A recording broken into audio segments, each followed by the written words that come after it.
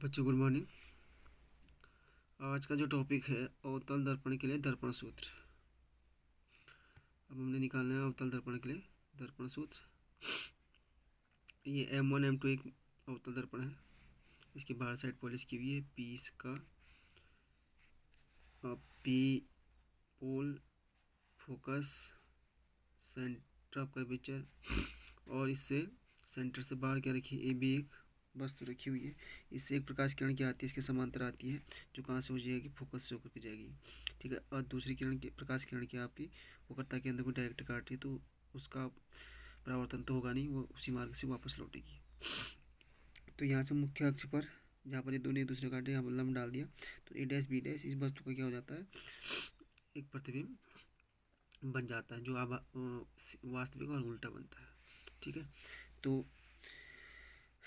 पोल से लेके फोकस तक की दूरी फोकस दूरी, और ये पोल से लेके वस्तु तक की दूरी है यू से हमने नोट की है, और ये आपका प्रतिबिंब यहाँ पर बन रहा है, तो ये वी हो गया, और ये वक्रता त्रिज्या। ये सब दूरियाँ क्या है, नीचे की ओर है, यानी पोल से नीचे है, तो सब क्या होंगी, माइनस में होंगी। ठीक है। उसके बाद हमने इस पॉइंट से यानी डी पॉइंट से मुख्य अक्ष पर एक लंब डाला है एन, यानी डी एन क्या डाला है, एक लंब डाला है। तो उसी प्रकार हम देखते हैं कि त्रिभुज ए बी सी और त्रिभुज सी ए डैश बी डैश, त्रिभुज ए बी सी और ए डैश बी डैश सी में। ठीक है। तो बी ए सी और B dash A dash C कोण क्या आपके 90 डिग्री है।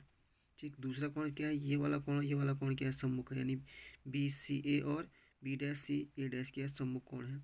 तो ये दोनों कोण क्या हो गए आपका, बराबर हो गए। यानी त्रिभुज में अगर दो कोण बराबर हो, तीन कोण हुए, तो दो कोण बराबर हो गए, तो सिर्फ त्रिभुज क्या होता है, समरूप त्रिभुज होता है। और समरूप त्रिभुज क्या होता है आपका उनकी भुजाओं का अनुपात क्या होता है, बराबर होता है।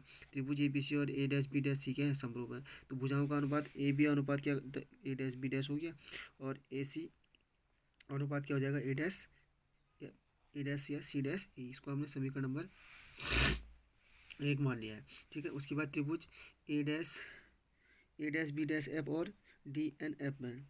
ठीक है। ये दोनों सम्मुख कोण हो गए, और ये 90 के कोण हो गए, A B dash A dash और डी एन एफ। ठीक है। तो डी एन एफ ये 90 हो गए और सम्मुख कोण हो गए, तो ये भी क्या हो गया आपका त्रिभुज समरूप त्रिभुज हो गया। इसमें भी क्या होगा आपका भुजाओं का अनुपात D N upon A dash B dash और F N upon F dash A dash. ठीक है। अब जो डी एन है, ये जो डी एन है वो ए बी के बराबर है, ए बी के बराबर है। तो इस डी एन की जगह पर हमने जो डी एन है उसकी जगह पर क्या लिख दिया, A B upon A dash B dash upon F N upon F dash A dash. उसके बाद यदि दर्पण का द्वारक छोटा हो, यदि दर्पण का द्वारक छोटा मतलब जो ये है वो अगर छोटा हो, जैसे अगर मैं बनाऊँ यहाँ पर, अगर दर्पण को हम क्या बनाए, यदि दर्पण का द्वारक बोल रहा है छोटा है, दर्पण का द्वारक छोटा है मतलब दर्पण ऐसे आएगा, ठीक, छोटा बन जाएगा ये। ठीक। तो दर्पण का द्वारक छोटा हो गया ये, यानी इसके कंपेरिजन में ये छोटा है। तब आपका अगर आप इस पॉइंट से क्या करेंगे, लंब डालेंगे, इस पॉइंट से एन जो लंब डालेंगे, तो ये कहाँ खिसकेगा, ये पी की ओर खिसकेगा, ये वाला कहाँ खिसकेगा, पी की ओर। तो एफ पी बराबर क्या हो सकता है, एन पी हो, सॉरी एफ एन हो सकता है, यानी एफ एन बराबर क्या हो सकता है, एफ पी। तो A B upon A dash B dash ऐसी रहा, तो एफ एन की जगह पर क्या हो जाएगा, एफ पी हो जाएगा, क्योंकि एफ एन किसके बराबर हो जाएगा, एफ पी के बराबर हो जाएगा। ठीक। अब इस समीकरण नंबर 4 हो गया। समीकरण एक और जो 4 है, एक और जो 4 है, इसका हमने क्या कर दिया है, तुलना कर दी है, तो कितना बचा, A C upon C dash F P upon F A dash. ठीक है। उसके बाद ए सी जो निकलेगा, ए सी है जो क्या कहाँ से निकलेगा आपका, P A minus P C, जो पी ए है,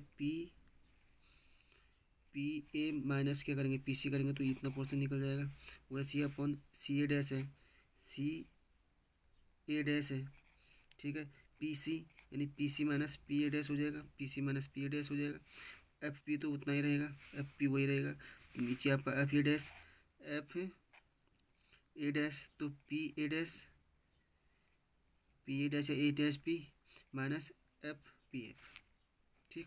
चिन्ह प्रॉपर्टी के अनुसार पी हमने इन सबको माइनस ले लिया, इनके मान रख दिए, पी ए क्या है आपका माइनस यू है, माइनस तो अपनी जगह पर रहा, पी सी क्या होगा आपका माइनस टू एफ, क्योंकि एफ बराबर आर बाई टू होता है, तो यहाँ पर हमने आर है तो यह कितना हो जाएगा आपका टू एफ हो जाएगा। ठीक, माइनस टू एफ, ये भी कितना आपका माइनस टू एफ हो जाएगा, ये माइनस अपनी जगह पर पी ए डैश क्या है वी है, तो ये माइनस में, ये भी पी एफ है तो minus F minus B minus F, इन सबको सॉल्व करके आपका क्रॉस मल्टीप्लाई किया है। तो उसके बाद हमने क्या किया यहाँ पर से यू भी एफ दोनों और क्या किया है यू भी एफ से डिवाइड कर दिया है। ठीक है, तो कितना बच गया 1/f बराबर 1/v प्लस 1/u, ये मिरर फार्मूला होता है उसके लिए, दर्पण सूत्र अवतल दर्पण के लिए। उत्तल दर्पण के लिए भी इतना ही आता है बराबर 1/f बराबर 1/v प्लस 1/u।